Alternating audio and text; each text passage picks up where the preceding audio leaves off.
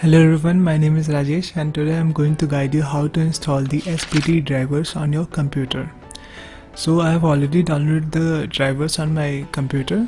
You can find the link of this driver in the description of this video. After downloading the driver, you have to extract it. Once extraction is done, you will be able to see the following folder. Just double click to open it. Now you will be able to see the following files.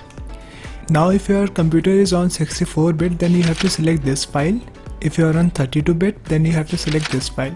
So I'm on 64-bit, so I'm going to select this file. Just double click to open it. Now click on the next button.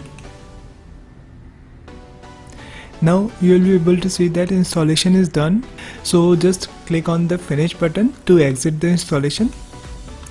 Now you're ready to connect your Spreadtrum device to the computer.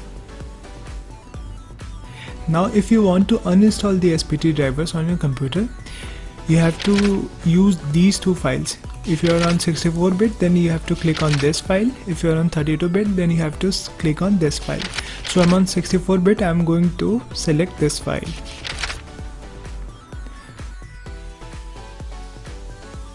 So drivers will be uninstalled automatically. So everything is done, and if you like the video, please give us thumbs up and do subscribe to the channel. Thanks and bye bye.